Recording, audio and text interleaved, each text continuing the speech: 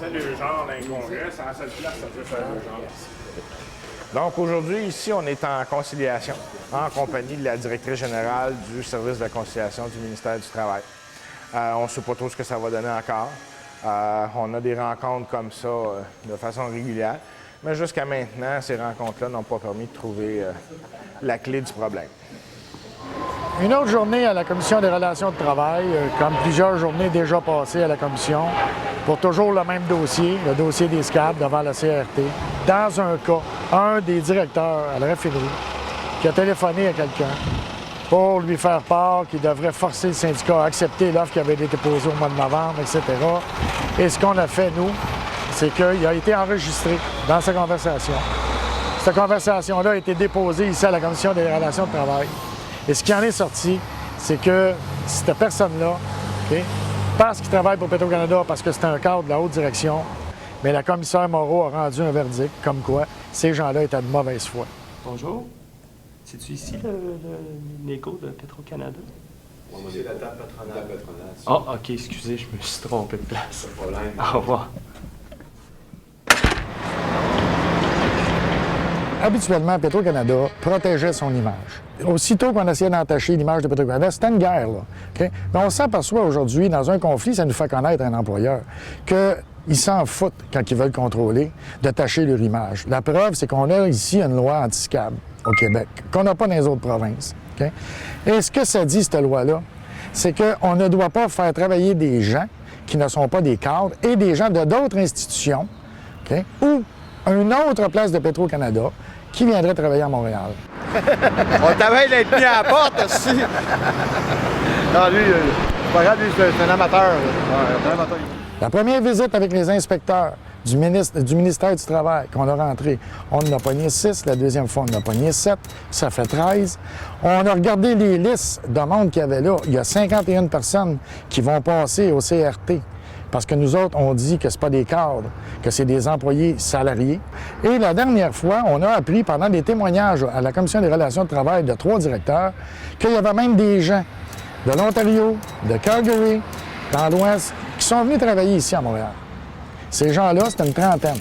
Fait que ça veut dire qu'il commence à avoir pas mal de SCAB dans cette place-là. On a une situation scandaleuse, puis les médias en parlent quasiment pas. Là.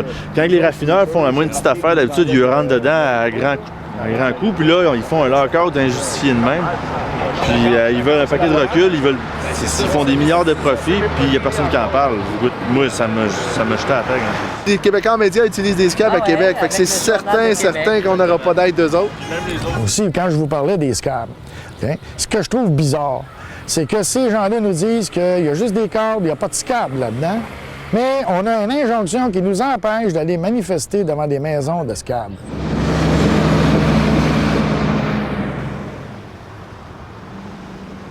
Petro-Canada, ils ont aussi essayé de nous intimider, que ce soit en nous faisant suivre à l'exécutif certains de mes membres, à part une agence de sécurité qui a embauché, qui s'appelle 24-24. Il doit y avoir un minimum de 100 à 125 de ces personnes-là, alentour de la raffinerie, aux maisons des cadres. Ils viennent nous filmer des fois à 2 pouces du visage, okay, pour qu'on fasse de quoi, pour que la police arrive et nous arrête. Ça ne s'est pas fait aujourd'hui parce que nous autres, on ne leur donnera jamais assez de cartes pour prouver aux citoyens que la compagnie, puis ces compagnies-là, quand ils sont en guerre contre un syndicat, ce qu'ils veulent, c'est réellement détruire tous les syndiqués. Ils font ce qu'ils veulent, comme tous les raffineurs. Dans le fond, là, ils détruisent, ils prennent, puis ils chient sur le monde, c'est tout, c'est ce qu'ils font. C'est arrivé une couple de fois de me faire suivre de chez nous. Ils sont venus devant chez nous, ils m'ont suivi sur la route pour m'en venir ici. C'est un petit peu de l'intimidation, si tu veux.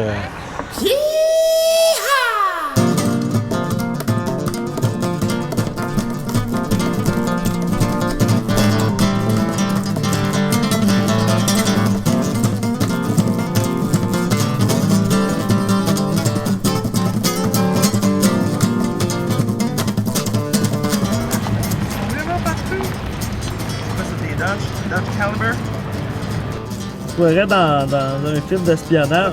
Ils sont malades. Mais, hein? Ils ont mal dans la tête, les gars.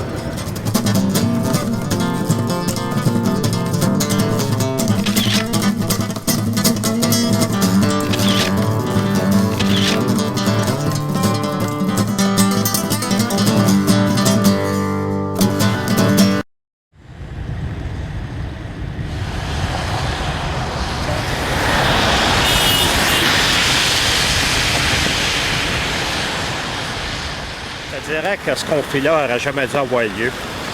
Pour la simple et bonne raison que Petro-Canada fait des profits faramineux. Puis on le sait que d'année en année, ils doublent leurs profits. Les prix augmentent. On n'est pas dans une situation où on fait face à une compagnie qui a des problèmes financiers.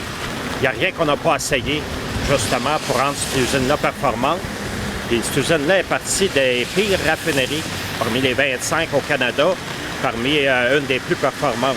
D'avoir fait ça à 260 familles, les avoir mis à la porte comme des vulgaires chiffons, je veux dire, ça fait mal au cœur, surtout. Moi, ça fait 33 ans que je travaille pour Petro-Canada. Je peux t'assurer que c'est venu me chercher.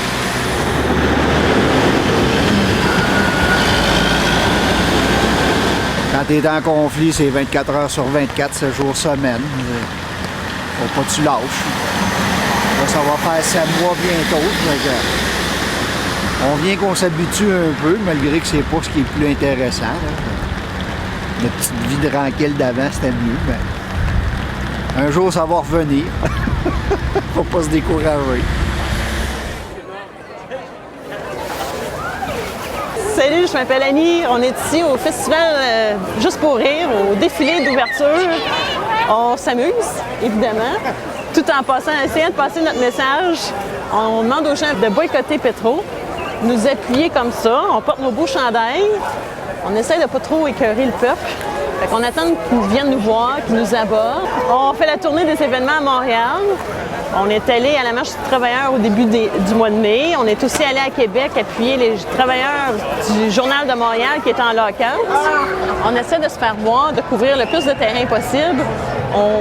On trouve qu'on n'en parle pas nécessairement beaucoup de nous dans les médias, alors on s'organise pour qu'on parle de nous autrement.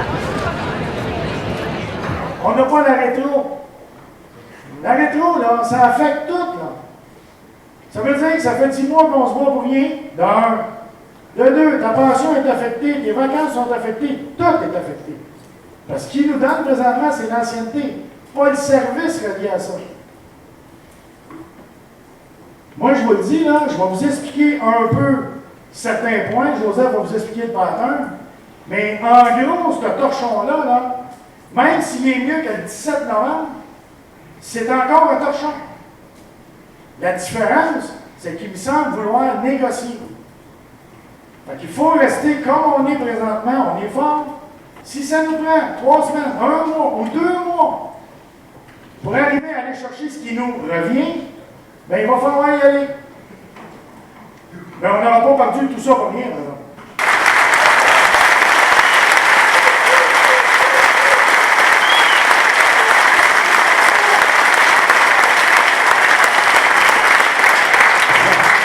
Premièrement, je voudrais remercier toute la gang qui suit le forum à tous les jours. Franchement, chapeau, c'est ça qui nous donne des forces pour continuer.